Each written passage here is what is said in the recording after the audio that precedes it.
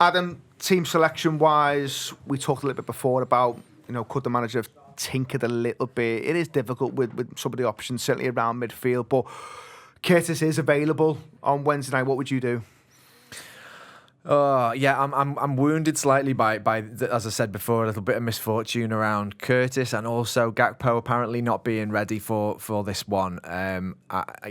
Hopefully, we're really hoping he's going to be back for the City one or the Newcastle one, and it's not sort of anything more serious. I don't think we've had anything confirmed other than that he's not going to play against Villa. I really, really would have loved a firing on all cylinders Ryan Gravenberch for this one, and I do think it's a big decision that for the manager. I suspect he might start Gravenberch again and have him play an hour and then have Curtis come on,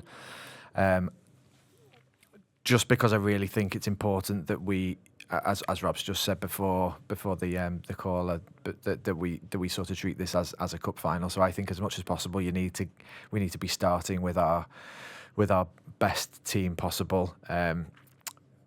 It's a toss up. It's a toss up, but I think that I was thinking about it on the bus on the way here, and I think that is what I would do. I think it is difficult, that midfield area, Rob. We'll come on to defence as well in a little bit, but I think a lot of people will have looked at the Wolves game and they'll just say, yeah, give Curtis a go because it freshens it up. But it does alter the balance in the midfield. If you've not got Gravenberch there, all of a sudden it's Curtis maybe slightly deeper, or to put McAllister slightly deeper. I never think it suits McAllister to be the deepest of the three. If you're in charge, what are you doing? That's a good question. If I'm in charge versus Hill, what would I think he'll do? I think we're both... Give me both. I align very much with managers I like, so there's no difference in my thinking and their thinking, in my head anyway, right? So what I think we'll do is... I think there's a need to add some fresh legs in sort of each department where you can. And Arna's not a 4-5 changes merchant. He's a 2 at a stretch, 3 changes. I think the surprise one, if he doesn't pick his first choice midfield, I think McAllister could be the one to drop out for Curtis. That's the one I think he could, and maybe, if just for freshness' sake, should do, because McAllister started the last 2. I don't know why, but I feel you've got to protect McAllister a little bit more.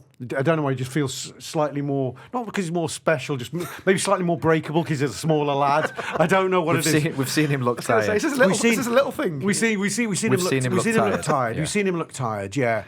And I think he's, at his very, very best, his guile is so important. And you don't want to see us go out line up against City without starting him. You're starting him fresh. I think you're doing him and the team a service, I think, if you maybe don't start him in this one and have him ready if we need him, because he'd be a fantastic substitute. I don't think he ever plays badly when he comes off the bench. So I think I'd do that change in midfield.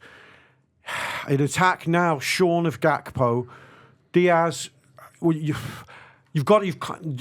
don't know. Do you do Jota, Diaz and Salah again? Again, I'd want to make one change. I don't think Jota's fit and fresh enough that you just back-to-back game him. Although Darwin stunk the place out when he came on, I still think you've got to have a go at it. You can haul his ass off. I mean, it's there to be done. I mean, personally, there's a whole other show and conversation to do this. I think Darwin Núñez should be played wide, and I've always thought this, or as one of 2 in a front 2. He's got to be able to open his legs and run at people. If you just think he's going to stand and think things are going to bounce off him and he's going to snap chances, he isn't.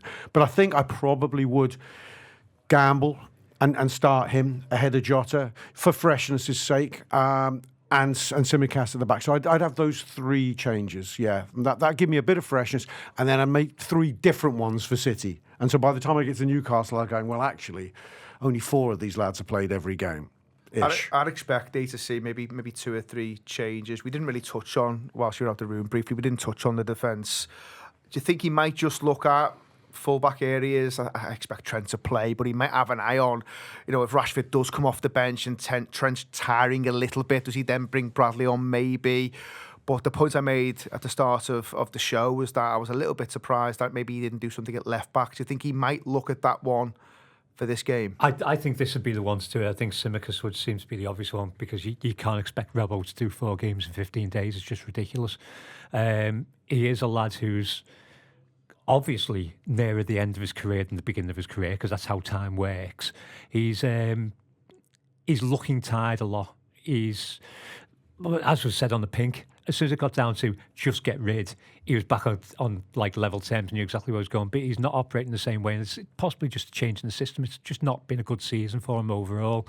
Tsimikas was, I think you were very kind to him about his Plymouth performance before when you said he wasn't very impressive. I thought he stunk the play. So dog shit would be a decent term for it. But you've got to use him at some point. And he has done well at times this season when he's come on. So he's not been overly bad. So I think Tsimikas there. You could make a very good case for Bradley being right back in that game anyway.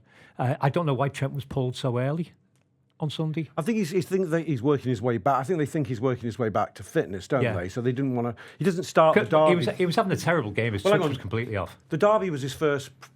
Minutes back after the injury, weren't they? Yeah, so that was his first start. So giving them an hour, because it was literally the hour mark, wasn't it? So they could. I think you're right. That could be a switch. Bradley an hour, Trent half an hour. Actually, that's a fair shout, though. Because that would be, that would make me feel better about Rashford if Bradley's just there to take him out, basically. So I think Bradley gets targeted, but in a different way to the way Trent gets targeted, because he's not going to be wandering as far up the pitch or wandering inside anyway. So he will be more of a right back. So you could possibly change the two full backs. The two full backs. And I do think Curtis into the midfield.